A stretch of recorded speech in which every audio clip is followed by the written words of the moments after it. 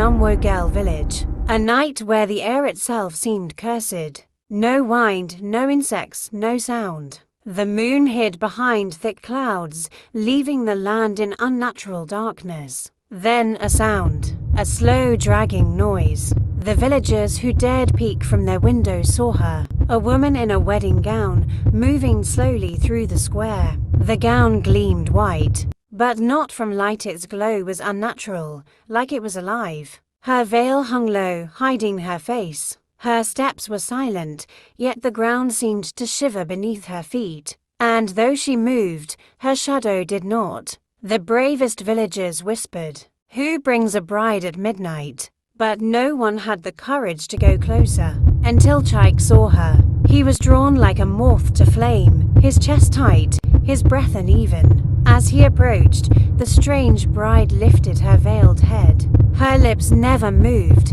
but he heard it inside his skull. "I came for you." And from that moment, Chaik was hers. The wedding was rushed. No one knew her name. She had no family, no past, no history. Yet Chaik insisted she was his destiny. On the wedding morning, the sky turned black. Birds circled but never landed. The church bell tolled by itself, ringing 3 times though no hand touched the rope. When she walked down the aisle, her gown whispered like dead leaves. Her veil never moved, even when the wind blew. The priest's hands trembled as he read the vows. Then it happened. A child cried out, "Mama." She has no eyes. The veil had shifted slightly, and for a split second, the boy had seen her face. His mother silenced him, but the damage was done. Fear spread like fire. When the priest asked if anyone objects, the door slammed shut, the candles blew out, and a low, guttural wail rose from nowhere, shaking the church. Still, Chaik smiled like a man hypnotized. He placed the ring on her finger. That night, the hut was deathly cold. The lantern flame twisted like it wanted to escape. Shadows crawled along the walls, bending unnaturally. Chaik's hands shook. "Remove your veil," he whispered. She obeyed. Her skin was flawless, but her eyes empty hollows. Inside them, a black void that seemed to move. From the darkness came faint whispers, dozens, hundreds, voices of the dead. Chaik stumbled back, his heart racing. But before he could scream, she leaned close, smiling with lips to red, to perfect. "Do not fear, you are mine now." The roof creaked. Scratching began, long nails dragging across the ceiling. The lantern went out, and in the darkness, Chaik heard them footsteps. Hundreds of them, walking circles inside his small hut. Days passed. Chaik grew weaker. His eyes were sunken, his skin grey, his breath shallow. He told his mother of dreams where he fell endlessly into a pit, countless hands pulling him down. Strange happenings plagued the hut. Goats screamed when the bride walked past, breaking free from their ropes to flee. At night, villagers heard whispers outside their windows, calling their names. The mirror in Chaik's room shattered by itself, but each shard reflected her face, smiling, even when she wasn't in the room. The people began to whisper, "This woman is not human." One midnight, Chaik's mother crept to the hut, her hands trembling. She pressed her ear against the mud wall. Whispers, dozens of whispers, overlapping, chanting. She peeped through a crack. What she saw froze her blood.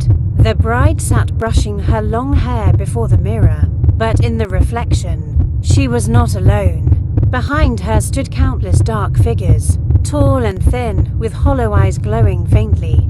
Their mouths moved in unison, whispering an ancient chant. The mother screamed and fled into the night. The next day, the chief priest gathered the elders. They carried charms, sacred staffs, and holy water. At midnight, they stormed Chaik's hut. Chaik lay limp on the bed, his chest barely rising. The bride crouched beside him. She turned her head slowly, like a doll. Her veil slipped off. Her hollow eyes glowed red this time, and from them poured shadows that crawled across the walls, taking human shapes with twisted arms. The priest shouted prayers. The shadows shrieked like burning flesh. The bride laughter sounds so cold it made the ground shake. You are too late. He belongs to me. The lantern burst into flame, exploding. Darkness swallowed the room. When the light returned, 2 elders were gone. Their staffs lay on the floor. Their sandals smoked. Their bodies were never found. By the 7th night,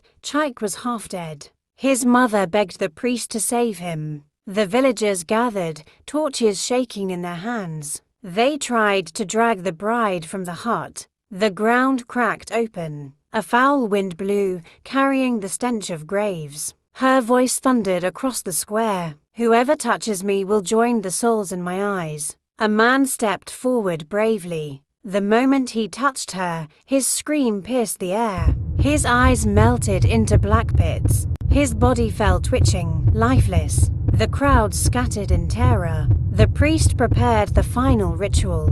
He warned, if we fail tonight, not only Chaik, but this entire village will belong to her. At midnight, they surrounded the hut, chanting louder than ever. Inside, the bride stood in her glowing gown, her eyes burning like fire pits. Shadows swirled around her like a storm. She opened her mouth and hundreds of voices screamed from it at once, shaking the earth. The priest raised his staff.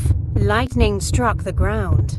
The shadows wailed. Her gown began to burn, but she screamed, her body twisting into something monstrous taller than the roof. Arms stretched unnaturally, her empty eyes spitting fire. The villagers covered their ears, crying. Finally, with one last strike of his staff, the priest shouted the sacred words. The bride exploded into black smoke, vanishing into the night. Only her gown remained, fluttering like dead skin. Chaik never woke.